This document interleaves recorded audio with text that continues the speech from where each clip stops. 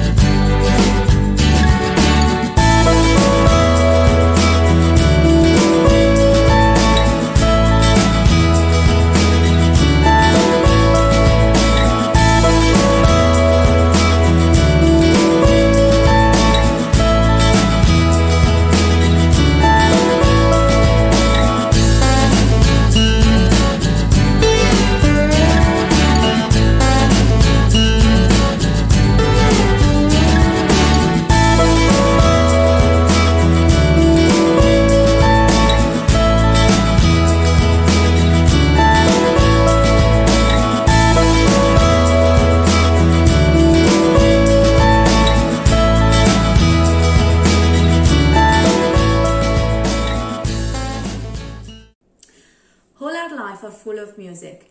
We can hear music in the shops, in the streets, in our homes. It is hard to live without music. It pervades everything that we do. Music is itself a form of art. Musicians arrange notes to create music, just as painters do with their colors on a canvas to create a composition. And music is also a great mood changer. In fact, it makes us feel good when we feel sad, and vice versa. It affects our subconscious as it has a close relationship with our senses, our feelings, and our memories. Colors have the same effect on our mind and soul. Warmer colors give us energy, while cool colors allow us to relax. You'll understand then that music and painting can have a close relationship, and many artists have used this connection in their artworks. Many artists were and still are inspired by music. For example, the painter Jackson Pollock was said to be inspired by jazz, while Mondrian created a series of paintings to celebrate the rhythm of the boogie-woogie. Likewise, musicians too are inspired by visual art. Some examples are the song Vincent by Don McNeill of 1971, in which he sings, "You took your life, as lovers often do, but I could have told you, Vincent, this world was never meant for one as beautiful as you." Or the more recent Viva la Vida by the Coldplay, who was inspired by the life of Frida Kahlo, who actually gave this title to her very last painting. Some painters, though, in particular between the 19th and 20th century, linked their relationship between painting and music to the idea of synesthesia.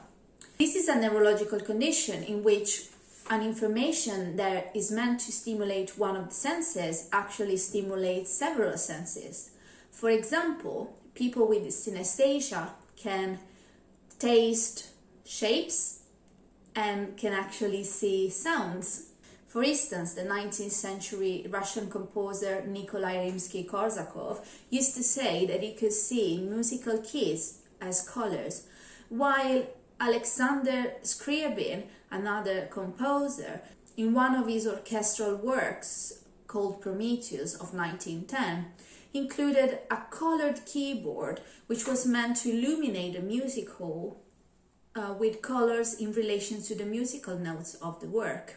The first painter, though, to have followed these ideas was Russian painter Wassily Kandinsky, who created paintings in which forms and colors are a visual representation of music.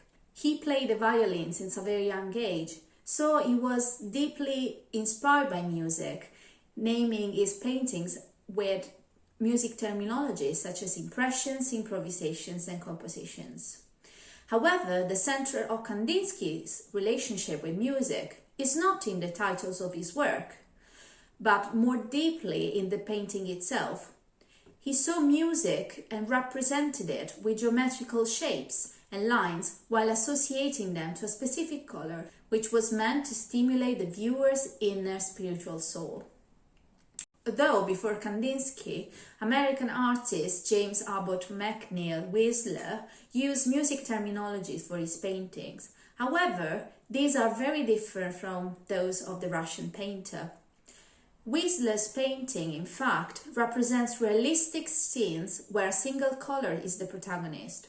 It did not refer to the subject or places of his paintings so as not to distract the viewer from what was really important to him: how colors, shapes and pattern looked and behaved on the canvas.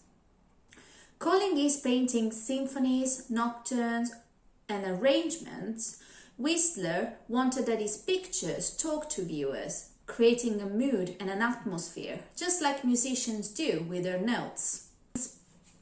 Paintings by the American artist George O'Keeffe show us some elements that are reminiscent of music, such as the undulating forms and rounded shapes. It is known that the artist listened to music while working in her studio. However, she never referred to music in her paintings until the 1920s. In fact, in this period, O'Keeffe created a series of abstract works that she titled Music. In these paintings, the artist embraces the idea that music could be translated into something for the eye, and that art, as music, could raise powerful emotions independent from what is represented. After we saw our painters were inspired by music, it is your turn to be inspired and transported by it. Choose a piece of music, better if without lyrics, and listen to it carefully once or twice. Try to imagine the shapes and lines that the music contains and which color they could be. Then you can start to create your drawing inspired by music. Start with simple materials such as large piece of paper, which you can create by sticking more sheets of paper together, and a pen. And then develop your drawings by using other colors. You can use any tools that you prefer or that you have at home. After having heard a piece of music once, try to listen to it again, closing your eyes. Now, using a pen, follow the music on the paper. Let yourself be transported by the music. Do not open your eyes until the music stops.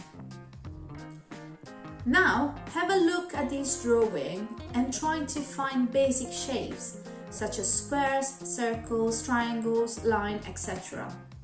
Take a different color and play the music again, and draw these shapes when you hear them again.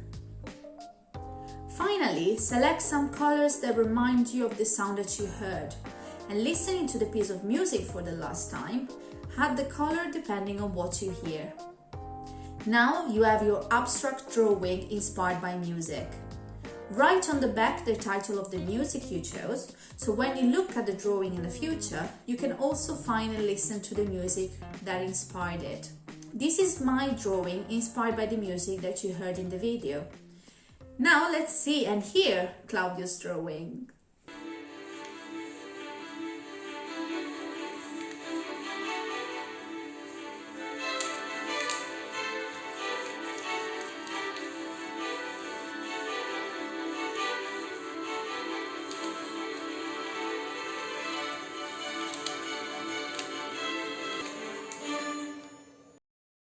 Another episode of In Corto arte has come to an end. Thank you for joining us and enjoying making your artwork inspired by music.